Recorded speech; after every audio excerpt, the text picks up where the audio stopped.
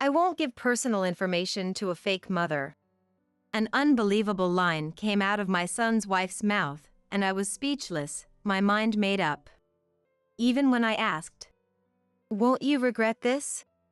she replied with a mocking tone, "No way." Well, there's nothing I can do. I'm not a weak woman who cowers at words. You've crossed a line you shouldn't have.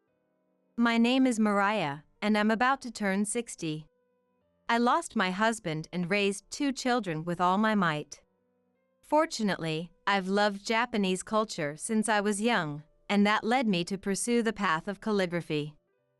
I became a licensed instructor in Japan and was able to support my family with my beloved calligraphy work. Life is unpredictable, so the 3 of us lived in a small apartment without luxury, practiced frugal living, and saved money every month. My eldest son, Simon, was an easy child when he was young, but as he grew older, I felt his emotional weakness. My daughter, Liddy, unlike her brother, grew into a spirited and lively girl. My hard-working daughter earned her tuition through part-time work without relying on me, graduated from college, got a job at her first-choice company, and is working enthusiastically. Simon was indecisive, and at 35, he still hadn't found a partner. I was worried, but being single for life is not uncommon these days. So I was careful not to pressure him about marriage. There are countless people who marry and become unhappy, so marriage does not necessarily equal happiness. Then, Simon brought his girlfriend home. My daughter and I were curious about what kind of girl she was, but we were taken aback because she was so different from what we had imagined. Of course, we shouldn't judge people by their appearance, but she seemed to weigh more than the 132-pound, slender Simon. Before Simon could introduce her, Gloriana said, "He kept saying he wanted me to meet his mom, so here I am today." Nice to meet you. Normally, one would be nervous in front of a partner's parents, but Gloriana was calm. Also, it's common sense to call him Simon in front of his parents, even if you usually call him this guy. Am I just old-fashioned? When I served tea and cake, Gloriana ate the strawberry shortcake in 2 seconds, chugged the tea, and said, "More, please." After some chit-chat, my daughter asked, "Gloriana, what do you do for a living?" "Call me sister." That's a bit. My daughter probably didn't want to call her sister, and I felt the same way. Is Simon planning to marry this woman? Work? I'm not working now. I had an annoying senior who nagged me, so I choked him from behind, and I got fired. A red card is too harsh, don't you think? I was astonished, but I needed to teach her common sense as a working adult. Times have changed, and there are laws that prevent easy dismissal, but violence in the workplace can be grounds for immediate termination. Then Gloriana glared at Simon with a smile and slapped his shoulder. "Hey, your mom took the side of my senior. You're just going to stay silent in her pinch?" My son looked troubled and said nothing. I was worried about the future. After that, Gloriana often came to our house to hang out. She would casually open our fridge and eat ice cream, drink cola, and munch on the table snacks. My daughter and I were dumbfounded, but we hesitated to complain, fearing it would come back to us 100-fold. Eventually, my son moved out and started living on his own. Was it Gloriana who told him to live alone? Certainly, for her, living alone would make it easier to meet than living with his family. One day, as I placed a sheet of paper on the table and picked up my brush, my daughter asked, "What's this month's quote?" I used to write an inspiring quote every month and hang it on the wall. I wrote all at once. "Be gentle as a spring breeze with people, and like a lion king against evil." Gloriana peeked in and exclaimed, "No way, that's incredibly good. You could be a pro, Mom." My daughter quickly glared at Gloriana with a scowl. "She is a pro. Are you like a Japanese teacher or something? She's a calligrapher. You know, calligraphy? She's an instructor. I know that much. It's calligraphy, right? I was pleased with my daughter's desire to show off that her mother was an important person, but Gloriana didn't seem to listen much. I was forced to do it a bit in elementary school for cultural exchange, but I hated it. The teachers were so picky about the strokes, I wanted to throw ink on their heads. Gloriana's handwriting is bad, so you should learn from Mom. I think my son meant it casually, but at that moment, Gloriana glared at him with devilish, scary eyes and scolded him in a low voice. If you say something stupid again, a dropkick won't be enough. Don't get so mad. Gloriana laughed loudly, looking at the ceiling while watching TV. To put it nicely, she was powerful and hardy. To put it badly, she lacked grace. No, she was unreasonable, rude, rough, and crude, and I couldn't see her as a suitable wife for my son. I wanted to throw ink on her head. Gloriana was also overly familiar with my daughter, Liddy. Liddy, you're so thin. Are you eating properly? Gloriana, have you ever thought about dieting? I was taken aback, but Gloriana continued the conversation with a smile. How old is Liddy? I'm 28. I'm 30. If you talk back to me like that, even though you're younger, I'll put you in a bulldogging headlock. Bulldog? Yeah, people often say I look like a bulldog. Are you picking a fight? She might have meant it as humor, but neither my daughter nor I found it funny. One day, I called Simon home alone, and the three of us had a serious talk. Brother, I'll be clear, I'm against your marriage to Gloriana. If that's what this is about, I'm leaving. This is important. I thought I could trust anyone Simon or Liddy brought home, but Gloriana is beyond unreasonable. That's not true, she has her good points. Brother, you can't say anything to Gloriana, can you? It's pathetic. I had intended to choose my words carefully, but Liddy was straightforward. If your girlfriend is rude to Mom, you should warn her, normally. You have to tell her to shut up if she complains. You don't know Gloriana, so you can say that. If I tell her to shut up, I'll be in the hospital in 2 seconds. I believe that a couple where the woman is stronger than the man is ideal, but Gloriana's strength is excessive.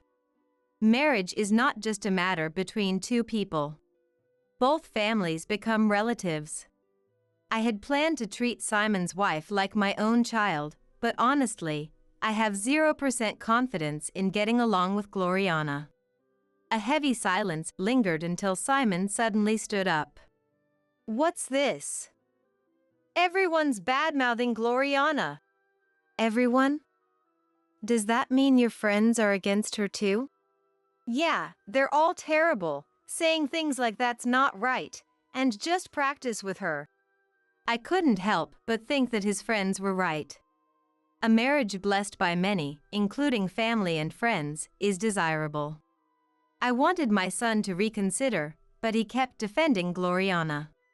You don't even try to see her good side, just badmouth her. I'm fed up. We're not badmouthing her. Her parents are kind.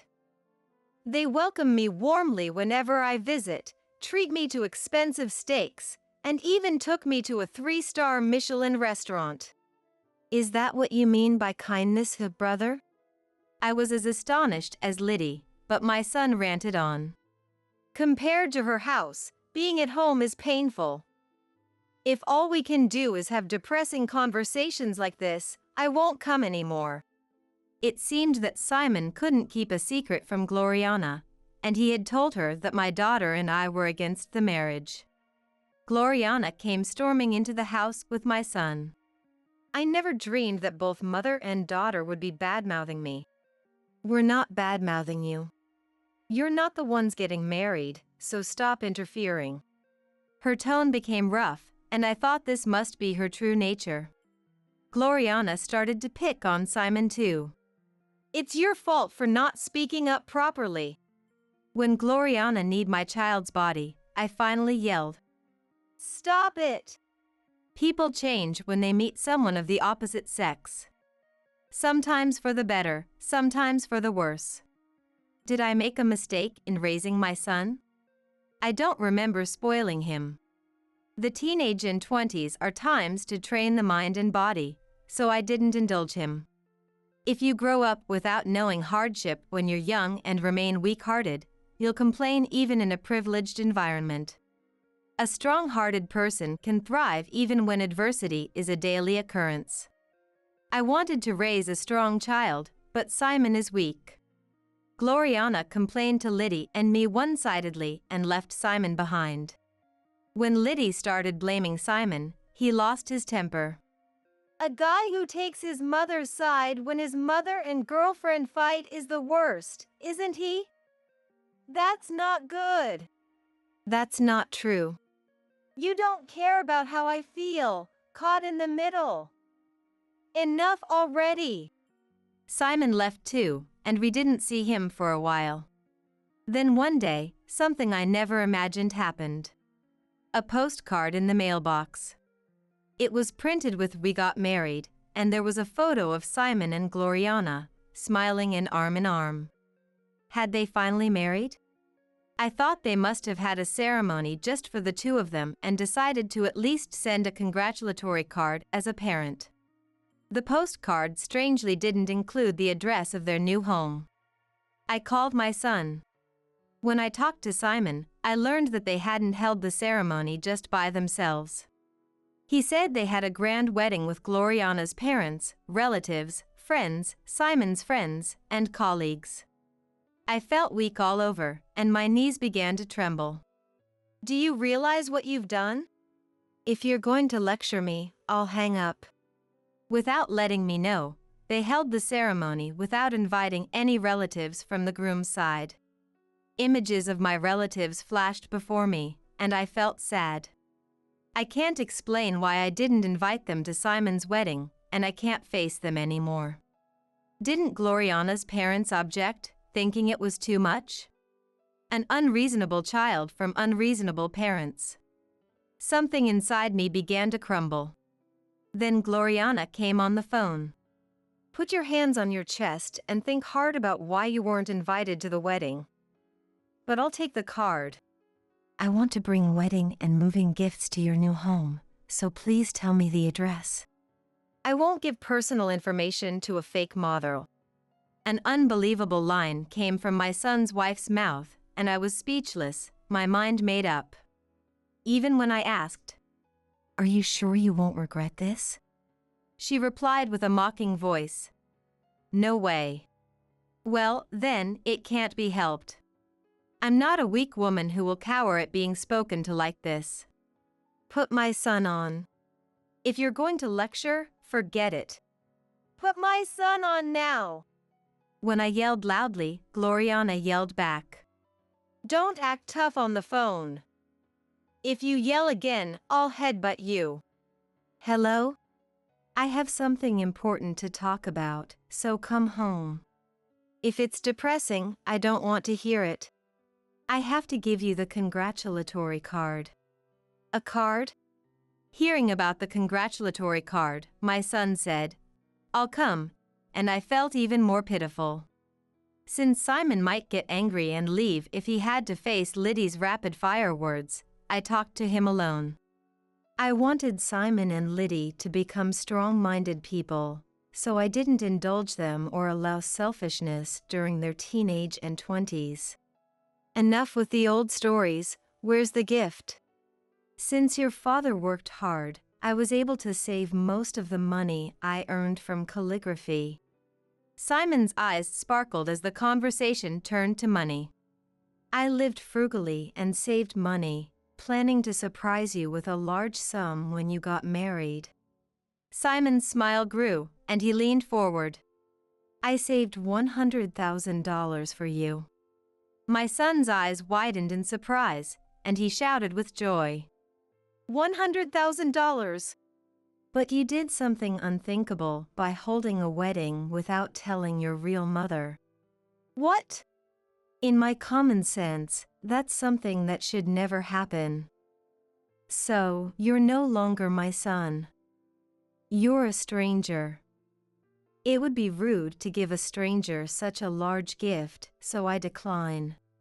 My son stood frozen with his mouth open for a few seconds, then burst into tears and ranted. What are you talking about, stranger? Give me the $100,000. My only child is my daughter, Liddy. Please leave. Wait, Gloriana said she didn't want to invite you.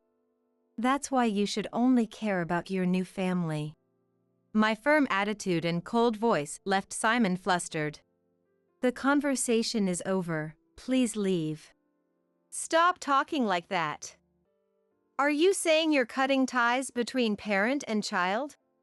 Holding a wedding without telling me means you've already cut those ties, doesn't it?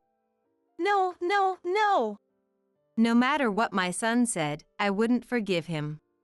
It's always been like this. Liddy, you always favor her.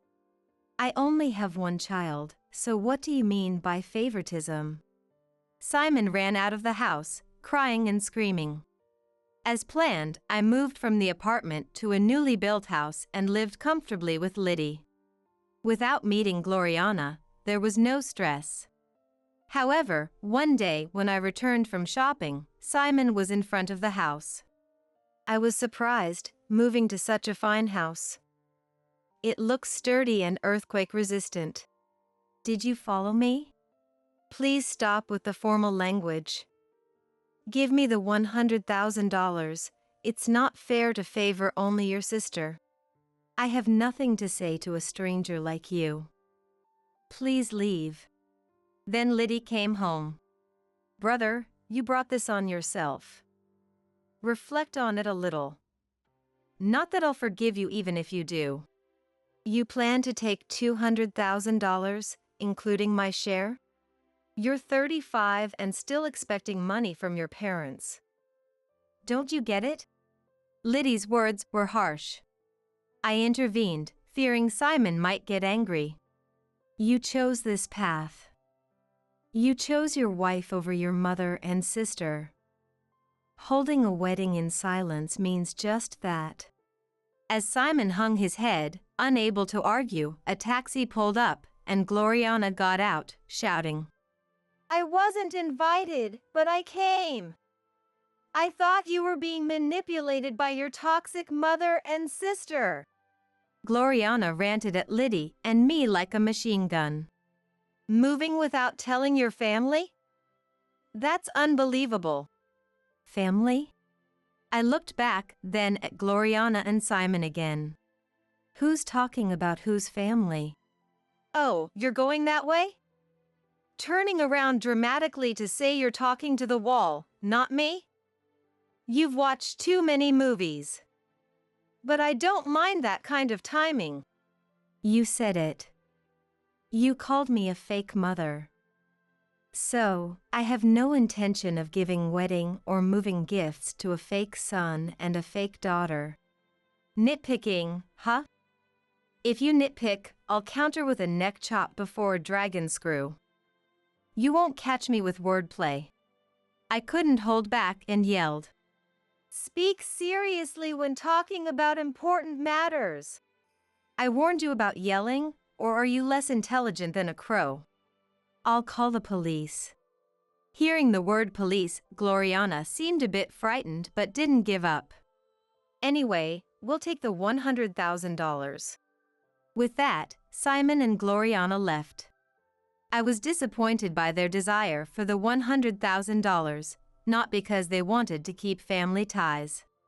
It's a common plot in dramas, where the mother eventually gives in to emotion and hands over the money to her son.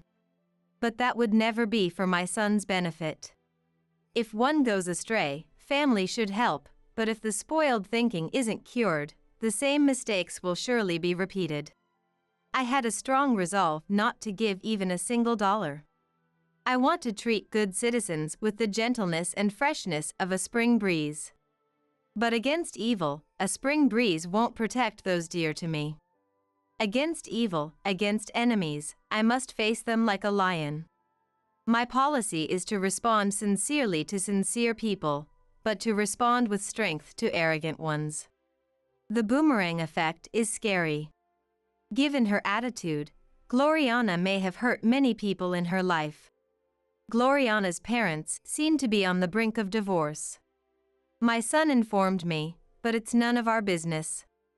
Gloriana's father, who seems to be 60, my age, had an affair with a woman 20 years younger. He had an inappropriate relationship with a female employee for years, and it seems his wife found out. Gloriana and her father argued during a marital fight, and her father ended up in the hospital. I was surprised that Simon's previous words were not a metaphor. She really did hit him. One night, Simon came crying. "What do you need?" "I apologize for everything so far. Please help me." "Help with what?" Despite it being night, Simon raised his voice. Family helps each other when in trouble, right? "Your voice is loud. It's a nuisance to the neighbors." Sure enough, a neighbor was looking out the window, so I reluctantly let Simon in. Gloriana and my father were arguing, and when my father slapped Gloriana, she unbelievably countered with a German suplex. German? You wouldn't think Gloriana could do such a vivid bridge with that body, normally. Liddy slammed the table with a bang, angry. Speak seriously when you're asking for something serious. I'm not joking, I'm just flustered. I don't know much about wrestling, so I don't know what a German suplex is, but I understood that Simon was confused. My father hit the back of his head and is now hospitalized. He's lying about falling down the stairs, but the doctor is suspicious. You have to tell the doctor this is an assault case. Please stop. After holding his head in his hands, my son spoke softly. If my father can't work, our finances will be tight. Neither my mother nor Gloriana work, and my meager salary can't support us. Then you must get Gloriana to work quickly. Though I worry if any company would hire her. Even with the sarcasm towards Gloriana, Simon didn't get angry. Mom, I don't need $100,000. Just give me $10,000, please. It's impossible. When I answered without hesitation, Simon said, Understood. I'll bring Gloriana, and she'll apologize. That won't happen. I'll make her apologize. If my son could make Gloriana apologize, I thought I might reconsider, my parental feelings getting the better of me. The next day, Simon really brought Gloriana. Gloriana, probably acting, looked solemn. Please forgive my rudeness until now. Lies, did you think you were being rude?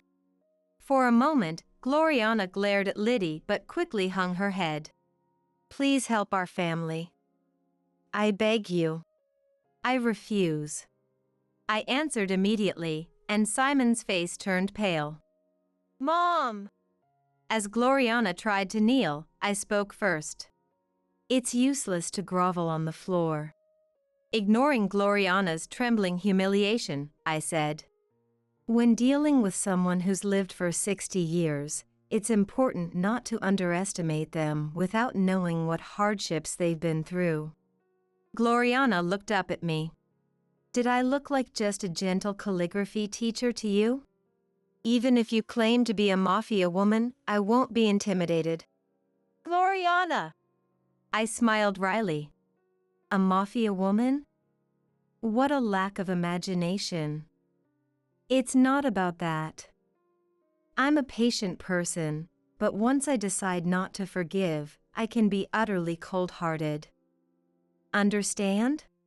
Isn't family supposed to help each other in times of trouble? Liddy shook her head in disbelief. Gloriana, you crossed a line you shouldn't have. Please leave. Realizing she wouldn't be forgiven, Gloriana lashed out at Simon. It's your fault for having zero persuasiveness and credibility. It's your fault for not being patient. You promised to endure whatever was said. Take it outside, you're unbearable. Cold-hearted sister. You should have given her a pile driver on the concrete, not on the carpet. Feeling threatened, Simon ran out of the house, and Gloriana chased after him. I didn't stop them. I heard my son's screams from outside, but I ignored them. Simon apparently divorced Gloriana. And Gloriana's parents also divorced. Truly, a family torn apart. My heart ached. If I laughed at others' tragedies, I wouldn't escape the boomerang effect either. My son came to the house again, but I spoke to him at the entrance and didn't let him in. This is hard to say, but can I live here with you? It's impossible. Simon hung his head at my immediate response.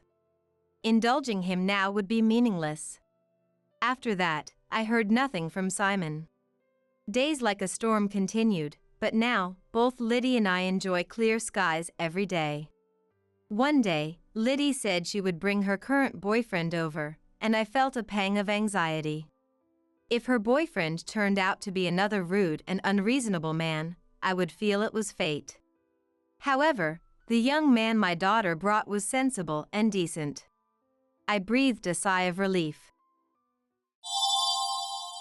Margaret just passed away. What? The dumbfounded face of my husband Timothy, as he stood at the front door looking at me, has etched into my mind. He seemed unable to comprehend the sudden reality that our daughter, Margaret, had died. What are you talking about? Stop it with the cruel jokes. It's not funny. Timothy mocked me, drenched in the rain, as if he had any right to speak. It's not a lie. What have you done? I'll take care of the funeral arrangements, so I'll be away from home for a while. Goodbye. Seeing me tremble all over, Timothy finally seemed to grasp the gravity of the situation. Is that true? He recoiled. However, his reaction felt detached, as if it was someone else's problem, which only intensified my discomfort. My anger flared up within me as I turned back. I will never forgive him. I'll make sure he pays for putting me through this. My name is Rosie. I'm 38 and work at an advertising agency. My family consists of Timothy and our 8-year-old daughter, Margaret. We aren't wealthy, but we lead a comfortable life. That's partly because my job at the advertising agency pays well, and compared to my peers, I earn a significant salary. We never struggle for pocket money, and we've been able to save for Margaret's tuition. Even considering the living expenses and the mortgage, we managed to save some money each month. Timothy is aware of my high salary, which seemed to bruise his pride. A year ago, he started his own business as a freelancer in web development. He claimed to switch to freelancing due to the stagnant salary as an employee, but it's questionable how much one can earn freelancing. I opposed when he decided to quit his job. I thought it safer to continue working for a company and receive a full pension than to risk freelancing. But Timothy insisted on freelancing, and eventually, we followed his wish. Timothy, now a freelancer, works from home every day. Perhaps the dissatisfaction with his salary was just a facade, and he actually disliked dealing with annoying work relationships. Either way, our new lifestyle, with Timothy at home and me going to the office, was unfamiliar. Initially, Margaret was happy to have her father at home when she returned from school, but lately, she seemed discontent. Though she didn't say it, she probably felt constantly being watched. Despite being only 8, Margaret appeared more mature than her classmates. Thus, we were living without major issues, but I hadn't realized the emotional distance between us began when Timothy started working from home. When Timothy shifted to working from home, I asked him if he could help with some household chores. Could you help with the chores like cleaning and laundry? Just what you can manage. I'll still handle the cooking. Why should I have to do the housework? Because you have more free time and are at home more. Of course, when you're tired, it's okay. Just what you can manage. Free time? Freelancing isn't leisurely. It's actually quite tough. I can't be expected to do all that as well. What a response. Timothy outright rejected my modest proposal without giving it any thought. Indeed, I understand that freelancing can be very busy and mentally taxing. That's why I was against the switch in the first place. But household responsibilities should belong to no one person, especially since we both worked and I had been handling all the chores. I thought it fair to share some of the burden. But I'm working too. I wish we could share these tasks equally. You've been managing the housework on your own so far, right? Don't start complaining now. Timothy, convinced he was in the right, wouldn't listen. So, the household chores remained my responsibility.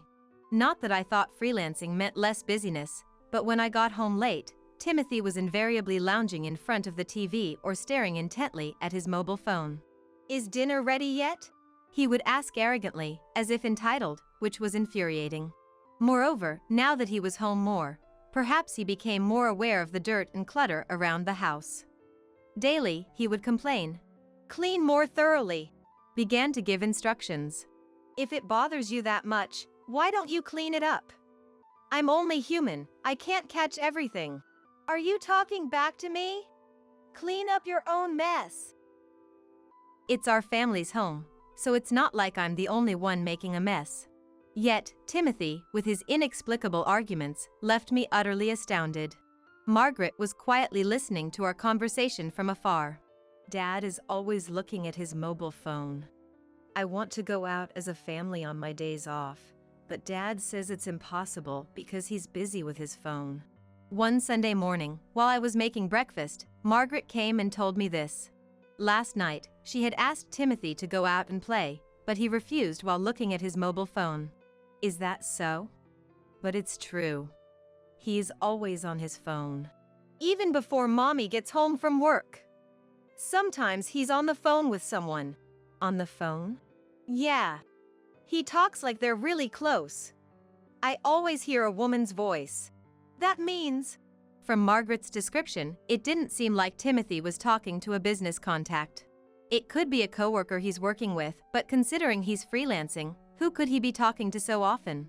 It might be part of his work that I'm not aware of, like delegating some tasks to someone else, but the mention of a woman's voice snagged at me.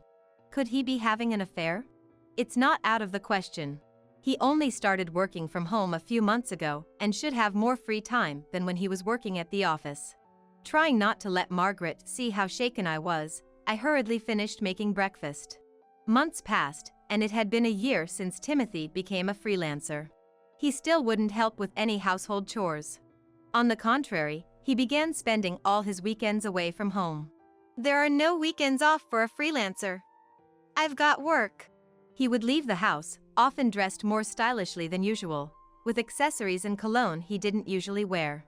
Despite my suspicions, I felt resigned, knowing that making accusations of infidelity without proof would only lead to him talking his way out of it. Moreover, even if Timothy was cheating, I wasn't sure what I should do.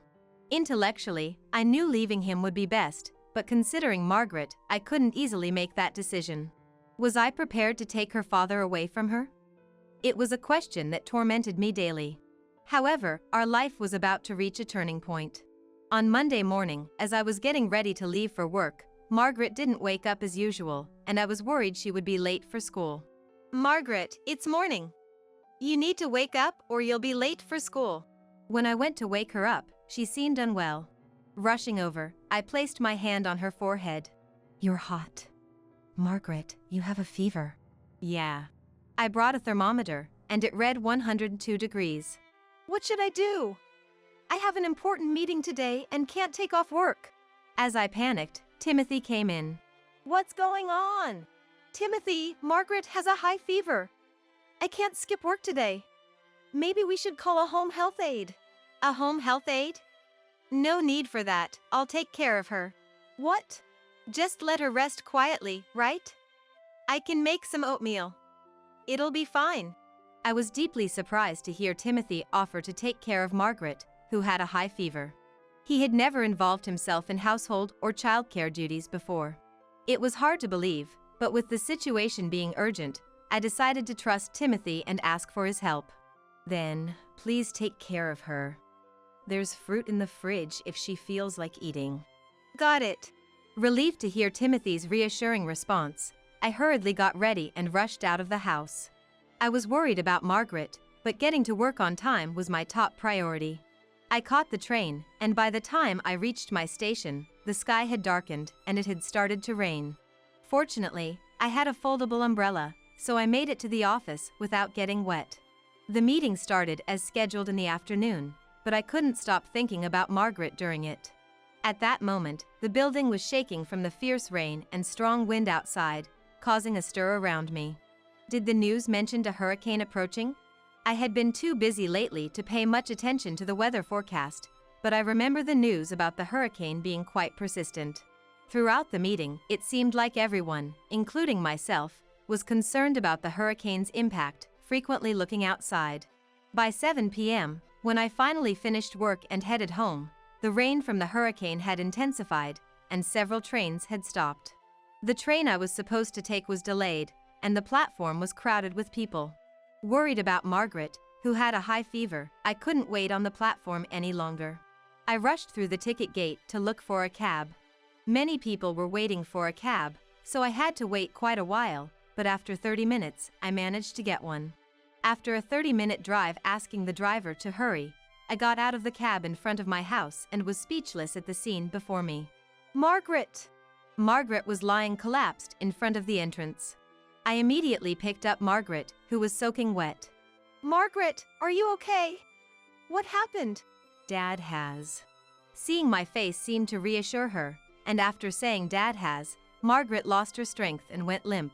She still had a high fever, and despite being wet from the rain, her body was hot.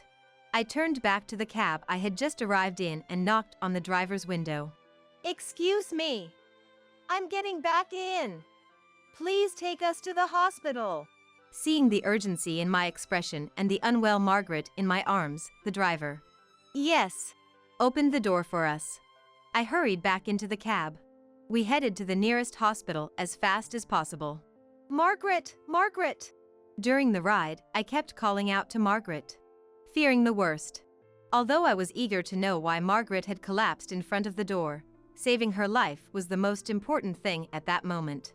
Despite the hurricane, the cab struggled but eventually made it to the hospital. Be careful on your way back. It's still rough out there. Yes, thank you. The kind driver dropped us off, and I rushed Margaret into the hospital. Despite the crowded hospital, the receptionist quickly realized the emergency and expedited our visit to the doctor. 30 minutes later, the doctor attended to Margaret, explaining she wasn't fully conscious due to a high fever but should be fine once the fever subsides, as there were no external injuries. However, considering she had been outside in the rain with a high fever for hours, Margaret was immediately admitted. Margaret, I'm sorry. Get well soon. Rosie, I'll take good care of her, so you should rest for today. Thank you. After spending 5 hours at the hospital watching Margaret's sleeping face in pain, a nurse advised me to go home. Though I wanted to stay by Margaret's side, I was physically and emotionally exhausted from work and the day's events. I decided to leave her in the nurse's care and head home. I was certain Timothy was to blame for Margaret's condition. Her last words before losing consciousness, "Dad has," were proof enough. It was unimaginable for Margaret to go outside on her own, especially during a hurricane. The more I thought about it, the less I could understand or forgive Timothy's actions.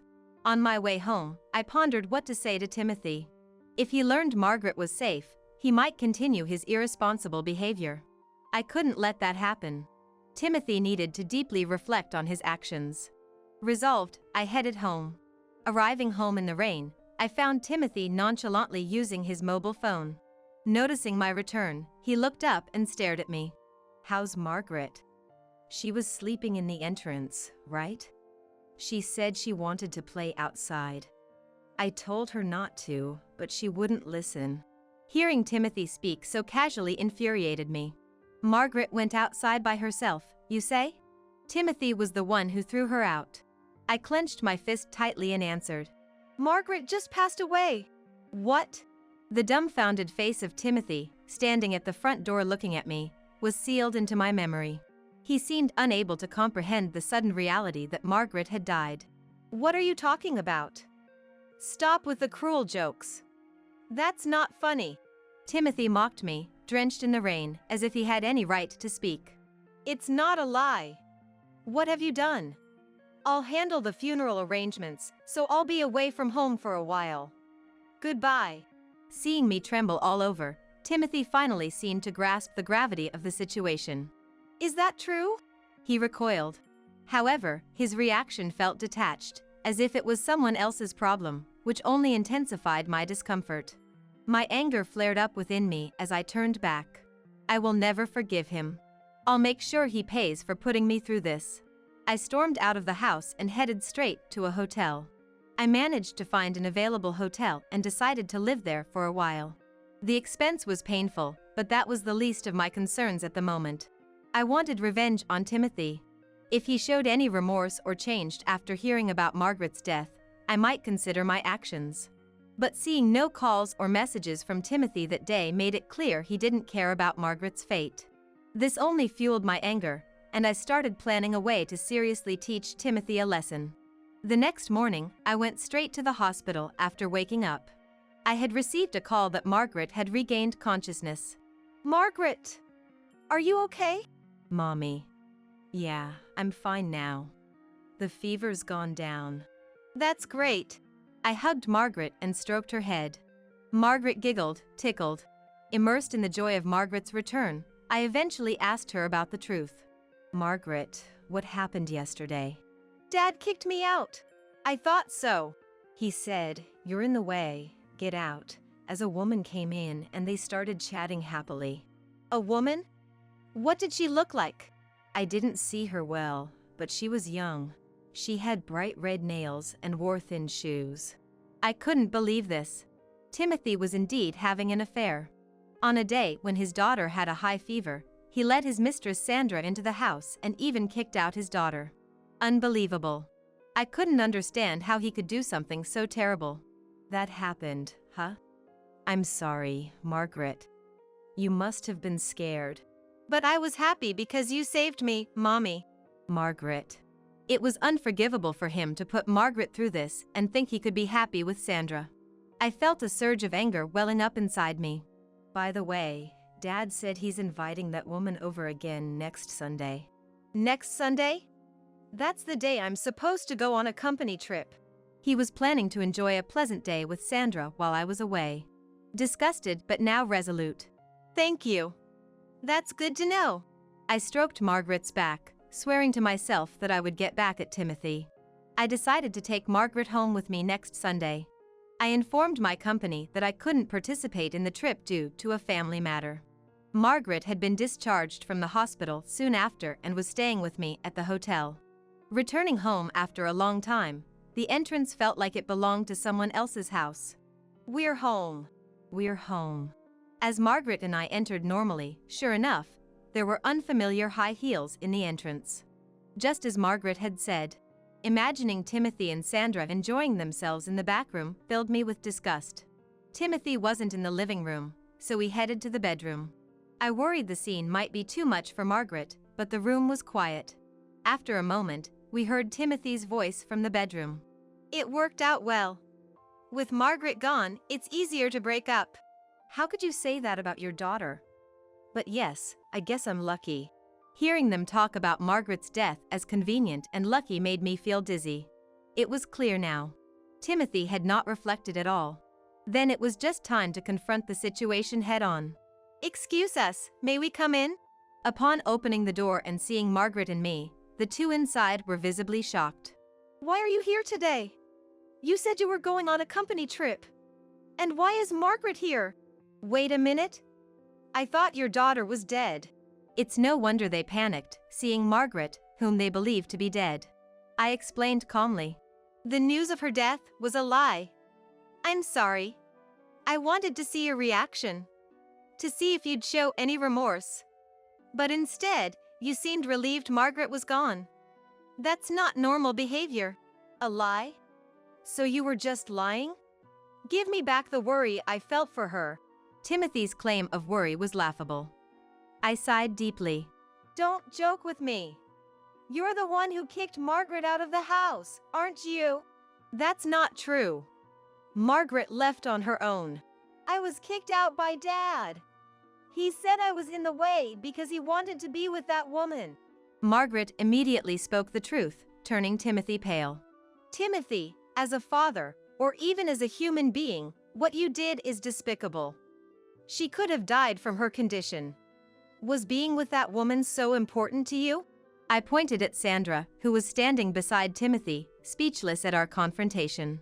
Calling her a mistress is a disgrace. She's someone from work. Work? But you quit your job to freelance. Damn. Timothy's attempt to lie on the spot only ended up proving that Sandra was indeed his mistress. Well, I didn't need to ask you to know. Here, evidence of the affair. Private investigators are amazing.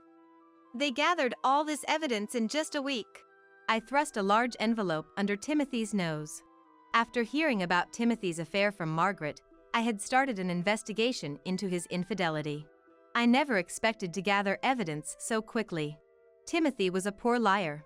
He hesitantly opened the envelope and dropped a bundle of photos proving his affair onto the floor. How could you? Is trapping someone like this and exposing them fun for you?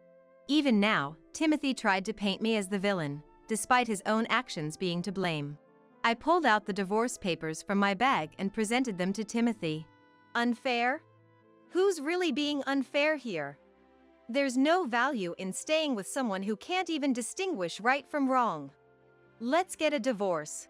Timothy stared at the divorce papers, wide-eyed. If he truly wanted to be with Sandra, he should quietly accept the divorce. You'll be paying compensation and child support, of course.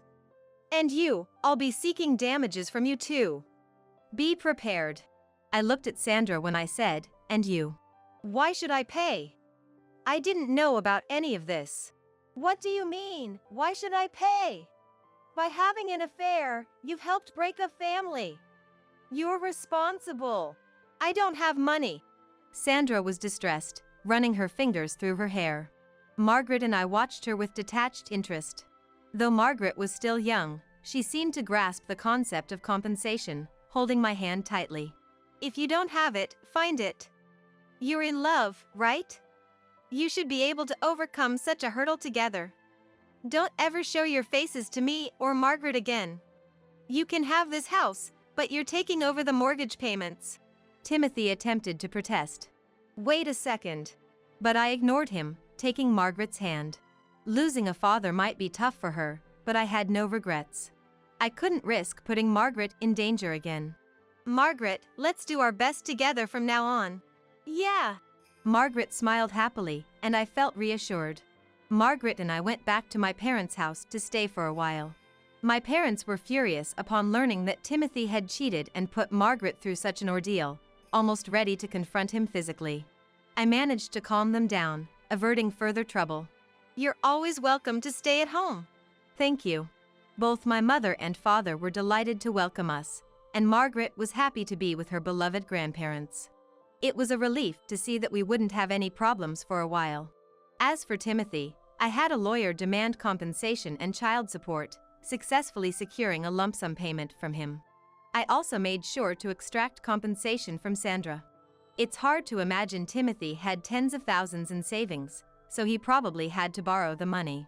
On top of that, he still had to pay off the remaining mortgage, so no doubt, Timothy is in a dire financial situation without any leeway. A colleague at my company, who went to high school with Timothy, updated me on his recent situation.